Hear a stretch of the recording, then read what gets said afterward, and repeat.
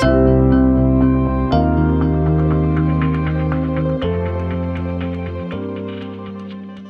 right, guys, welcome to Culture Couch Live. Em, Carly, Mel, how are we all? Good? Hi, Brucey. We're good. How are you? Going very, very well. Thank you. Let's just jump straight into it. So, as I normally do, as you guys know, I'll read a question, but I'll paraphrase the question. And this is from Helen. Helen wanted to know a bit more about vulnerability. I think she'd listened to a Brene Brown podcast from memory. I haven't got the question. And they spoke about vulnerability in the workplace and leadership. So she's with a big executive team, leader, without going into too much detail. It's pretty straight-laced, pretty, this is the way we do it, this way we do it, this way we do it. And the question was more around, she's heard the term used a lot, but what does it look like in the workplace? I thought that was a really good topic of discussion, because sometimes I find with some of the terms, as we're in the workshops, people don't really understand what they look like in the workplace. I think everyone sort of understands what vulnerability is, but Carly, I'll start with you. What is vulnerability in the workplace, and how does it help? And I might just have a think about that, Mel and Em, and I might just go to you, all three of you, with that question, because I thought it was a really good conversation to have. Yeah, I think when we talk about leadership, and in the past, traditional leaders thought that they needed to know everything. And I think now in a leadership capacity, the best leaders are the ones who are willing to say, I don't know. And I think that can be really vulnerable for people, because when you're in a leadership position, you feel like, you're the one who should have control, know what's going on, know how everything works. So I guess being vulnerable really is being honest about your capabilities and your knowledge. So if you're in a position to say, I actually don't know the answer to that, I'll have to contact Em or Mel to find out some more information and come back to you. And just be really honest about your feelings. And I think we saw it a lot through COVID, Ruzi, like the leaders who were able to say, look, this is a tough situation. I'm struggling. I know you're struggling, but let's work through it together. And use it as an ability to really relate with the team and to connect with the team, and use it as, that connection piece, but really around honesty, I think. Yeah, 100%. Mel, what about for you? What does that resonate with you when I talk to you about the word vulnerability in the workplace? Yeah, there's two parts to it. I think the first word that comes to mind is exactly what Carly's described, and it's that honesty and that ability to describe, to explain truth to your people. And that actually develops, the other piece is from the staff's perspective, that develops connection, because people don't trust perfect. It's a human instinct. And I think Brene Brown talks about it as well. It's a human instinct, and it's there for a reason. So seeing vulnerability, and let's actually call it weakness, is actually a strength if you can show that and impart that. And the byproduct of that is that you'll see it in your people. Your people will tell you where they need help. They'll tell you where their shortcomings are. They'll tell you, and so you develop that open dialogue, and you become the role model leader by demonstrating that honesty. So it's a really important skill. Yeah, and it's changed significantly, Emil, hasn't it? I mean, if you ever mention, I started playing footy in 1980, 81. I mean, I wouldn't have heard the word vulnerability, back then. Like, I don't know when the word was invented, but it wasn't invented pre 1993. But talk to that a bit, Em, because it has changed significantly, hasn't it? Yeah, it has actually. When you asked the question at the start, a recent book I've been listening to, which is really insightful, is Team of Teams, and it actually dissects a bit 20th century leadership structure versus 21st century leadership structure. Yeah. And in the Industrial Revolution age and in the 20th century, a lot of it was centered around, controlling of information, because you wanted, information to flow into certain buckets so that leaders could make certain decisions. And that actually helped productivity and efficiency for that age. Yeah. But now, basically since the turn of the century, we've now got an age where, for even my life as my 44 growing up in Wonthaggi, my life was 3 to 5 kilometers in radius, for all of my upbringing to 2021. Yeah. And now today we can watch live a war in the Ukraine or decisions that are made in China and an epidemic and pandemic opens up. So the vulnerability piece to that is now we need to share information through levels so teams can not only be efficient, but they can adapt in real time. And that means you have to be able to ask for help quicker. Yeah. And that's what I see as vulnerability in the workplace, is asking for help when you need it so that it helps the team progress. Yeah. And then you mentioned a word there, connection, before, Melina. When I did my little bit of research on vulnerability, I learned that it's along with empathy, it's a neurological magnet. So it actually draws us into each other as humans. And I think about if a good mate or any of you call me up at 2 o'clock in the morning and say, hey, I need help, I would get out of bed and race to your house if I had to on foot. Yeah. And that's to that point of that neurological connection. When people ask for help, it's a brilliant leadership strategy because it gets the team involved and it enables people to feel empowered to make decisions and reach out. And that's the role modeling piece. If you ask for help as a leader, then you're more likely to see your team ask for help as it sort of goes through the business, right? And that's really what it's all about. I mean, if you take the three concepts that all of you have spoken about, it's about bringing your team together.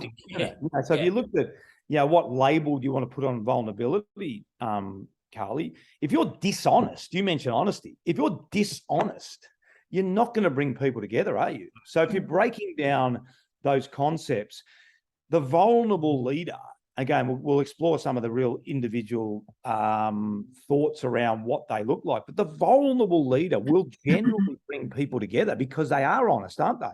But again, then it becomes a little bit about the right way, right time, right place. Talk to that a bit. When can you be too honest? Can you be too vulnerable? I guess that's probably the question. Yeah, well, the right time, right way, right place is always so important. But I think Mel's point was really interesting because around perfectionism. So you think you need to show up a certain way, you've got to hold yourself, you can't look like you have any gaps in your knowledge. But vulnerability in terms of sharing knowledge, the little things along the way, I think are really important to Em's point around connection. So I can see you struggling. I know what it's like. Here are some examples. How can I help you? Like those little connection points work really well. But one of the exercises that we do to encourage building relationships is to share that more human side. Yeah. So around, what is your purpose? Why do you show up at work? Like what drives you to be here? And starting to talk about, resilience and adversity and some of those more human things to show what's underneath, the leader that you are. And I think COVID's helped with that a lot because, even as a mum, I feel like I have to keep the kids quiet and keep them over there and don't jump on me. And, I've got to be the professional fronting up, which, you are most of the time. But then in a video scenario, sometimes they come in and ask a question or whatever else. And, 5 years ago, that was so embarrassing, I'd be mortified. Whereas now I think we're all kind of used to the fact that we've all got life going on. And it's more acceptable now for us to show that more real kind of human side of life as well. And that comes back to your concept, Brucey, around life balance, I guess. But yeah, it's just that more kind of human level, I think. Yeah, it's a term I got from my mate Mark Bowden was personal is the new professional. Yeah. Yeah. Right? And then when done correctly, it's not sharing your deepest, darkest secrets at inappropriate times, which we sort of see on social media. It's become trendy to share that way. But in a professional setting, it shows up as a leader going, hey, I've got this challenge. What do you guys reckon I should do? Right. And then, it's for me, it's difficult, comes back down to teamwork. Like there's no point, honestly, in today's world, there's no point struggling for a long period of time on something when you should be able to ask a mate, hey, I'm struggling here. What do you reckon? And that's where the profiling piece, I think, also comes up, right? Like I know I'm a high yellow, so I'm thinking concepts and I think up here, but when I need to build a process, I don't try to do it on my own. I will call up Alexandra or even Wazza or you, Ruzi, and say, hey, I'm thinking this. How do you reckon I make it play out? And then leverage a teammate to help build the process, because I conceptually understand it, but I need a process to make it come to life. So again, I think vulnerability is reaching out and leveraging your teammates to get to a result faster than you normally would on your own. It's a great point, because having been in the footy industry now for 40 years, probably the last change in a certain degree was, we've talked a lot about the leadership groups and the culture codes. You know, Sydney started at Coffs Harbour and then Geelong, and they played in the last grand final. Yeah. I think most people understand a lot around what's happened in culture and leadership and all those sorts of things. But I think it was sort of the late 80s, early 90s, where that relationship building piece and the vulnerability really crept in. And you're talking about high performing teams then. It's a really good point. And to the question before, I think was it Helen's question? Yeah, Helen, yeah. Was, how does it look in the workplace? If you want a good team, you need a leader to be vulnerable, because and not only the leader, let's be really clear. It's not just about the leader, Mel, is it? It's about the staff as well. Look, Ruzi, I've had a really tough day. You know, my daughter was sick. I can jump on the call, but I don't reckon I'll be my best. That's vulnerability. Yeah. Mel, don't worry about it. I'll cover that.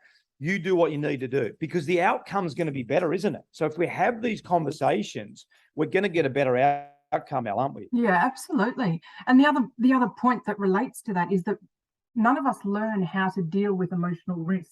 So as leaders, to feel like you're in that position of vulnerability is actually, and you feel quite exposed. And we've all spoken about the discomfort in that, and leaning into that discomfort as a leader will then show your people how it's done. And that's a really critical thing in the workplace, because once the leader is exhibiting that behavior, that permeates throughout, and then you get a really strong culture of people leaning into one another, like we've all sort of described today. So it is something that it's not an option, actually, as a leader. And to get up to Carly's point at the beginning, and when she said to get up and say, I'm not quite sure about the answer to that, but let's discuss it, or I'll let you know. There still is a trust element in, we will get to the end. So it's not, to your point, Rosie, over vulnerability in terms of we're just, mate, I'm lost in space here. That's not what we're talking about. Yeah. There still is an element of managing the mindset of your staff, but doing it in an honest way. And it's a real skill to learn that balance. But like I started to describe earlier, nobody teaches you that emotional risk piece, and leaning into that discomfort is something that is really critical to work on in your leadership style. And no one goes to work to feel lonely either, do they? Like we've all got our jobs and we've all got our job descriptions, but no one wants to go to work and feel like, well, Em's not going to help me, and Carly's not going to help me, and Mel's not going to help me, and I'm just battling away and I'm not sure what to do because I don't really want to ask. So again, getting back to that team concept and getting back to not only getting the best out of the individual, but getting back out, it just makes sense, Carly, doesn't it? What we're talking about and how we can help each other. That's really what it's all about. Yeah, and our concept of real talk really leans right into that, because a lot of people feel uncomfortable having open and honest conversations, and they have to be really vulnerable to step into that. So to be able to say, Emile, these are the things I love about working with you, and here are some things I think you can work on. You know, that can be really challenging as well. But to your point, the vulnerability comes in where you say, so here are some areas, and I'm not just going to leave you to hang out to dry and work it out. We're actually then all going to gather around and say, what does it look like? How can we help you? What's the plan? What does Ruzi need to do? What does Mel need to do? And that's kind of almost in essence it coming together, isn't it, Em? Well, that's exactly right. So what the one ever present thing in our work, and happened again last Thursday and again today and even last Tuesday, there's two things that come up. You're practicing real talk. This is what I love about you. Here's my examples. Here's the connection to the code. Here's your areas for growth, examples, and maybe some suggestions for improvement, right? Very simple. What's working? What can you do better? What are you going to do about it? Going through those three little steps, it starts with apprehension and sometimes even fear, but it's an apprehension and sometimes even anxiety, right? Mhm. Then on the other side of it is freedom, is the Mhm. ever-present conversation of, okay, how do we go with the exercise? And everyone goes, oh, I feel way better. Yeah. And I feel way more connected. So I think the lesson there is that that bit of resistance, the awkwardness, the apprehension is actually the indication that you're going on the right path, right? And then on the other side of it, there's a deeper connection. And last Tuesday in the Your Story exercise, the senior leader who shared your story in front of the whole group just was brilliant. And we did some coaching before it, and there was apprehension around sharing some certain stuff. And when she leant into it on the back end of it, the opinion and the connection that the team had with her now on the back of it is, well, I just did a recap meeting yesterday, and she was like over the moon at the response that she's received, and she was apprehensive about sharing some identity stuff, and it just drew the team in at a deeper level, and it accelerates the trust building process. So we talk about the trust bank. It's like going to the bank with a sack full of money. All right, it's heavy to lift there, but once you get there and it goes in the bank account, you come out the back end with a lot more to tap into and lean into when you have to have those more challenging driving standards conversations and draw from that trust bank, right? Yeah, maybe just to finish off, Evan, I think that's a good one. But Mel and Carly, because I think you've given a good example, what are some of the exercises around vulnerability? So if someone, listening, whether it's Helen or someone else, wanted to practice vulnerability, and we've touched on quite a few of them, but how can they practice vulnerability as a team, exec team, an individual with their own teams, et cetera, et cetera? Carly, I'll jump to you, Mel, and I'll go to you. Yeah, one of the exercises I find really helpful is even, we talk about our role in the team, how we can impact the team and what it looks like to improve, and just getting everyone to talk to, a partner or a small group around, here are a couple of my strengths and here are a couple of things I need to work on. And even just saying out loud what I need to work on and telling sharing that with the group, I think is a good point in vulnerability, but also then something that you can really be held accountable to in terms of improvement. So I think that's always a really nice exercise. Mel? Yeah, Mel. Yeah, that was my thought. Was we see a lot leaders going around a room in a structured meeting saying, what are your wins? What's going well? Tell us about what you're doing. But how often do we see leaders saying, what's your challenge right now? And that's a great little exercise in everybody showing areas of weakness or where they might need help. And you build that collaboration and you build that trust through just small measures like that. And the leader might start with theirs and put it on their agenda every week. This is what's going on within the business. And this is a challenge that we have collectively, or even I have as a leader. So actually eliciting that information and putting it on the table as a team could be a great little exercise. Yeah. One little, to dovetail off the back of that, one of our teams over here, when a new team member enters the team, they make the check-in about the new person. So instead of doing wins and shout-outs to start the meeting, it's a little intro with the person. We usually chuck a couple of funny questions in there. But as part of their onboarding experience now, when they enter a new team, we're going to integrate that each person on the team introduces themselves through their strengths and what they're working on. And that's how they're interested. So you can guarantee team that new person, Carly, you're going to get this from me. This is a strength of mine, but I also need you to help me stick to the process in meetings, because sometimes I'm thinking up new ideas when I should just be following the process. So if you see me deviate off the process, just give us a little tap on the table and that'll help me get back in line. What a great way to be introduced to a team. It's bloody simple and practical. Yeah, awesome.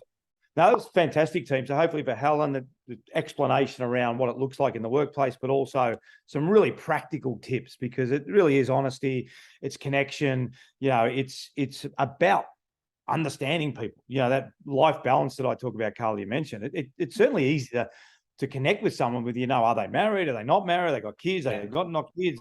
you know what they do on the weekend. They play netball, they play but it's so much easier to understand from an interest point of view as well. So hopefully for Helen, there's so many different areas around vulnerability that just make sense. And for high performing team, it's an absolute no-brainer. So well done, Em. Well done, Mel. Well, and thanks, well done, team. Carly. Thanks, We'll, Rizzy. Good to see you again, Em.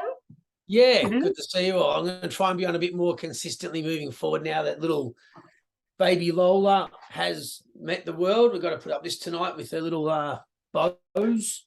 So how old Maybe is with she now, that. Em? She's 10 days, maybe. Yeah, 10 days, I Nice think. you. 9 days. Congratulations. Good Thank on you, very Em. much. Congratulations. Em. beautiful. Excellent. And the premiership jumper behind you too. Yeah, Etobicoke Kangaroos. Give yourself a little bit of a tickle there. Well done from you there, winning that. Thanks, team.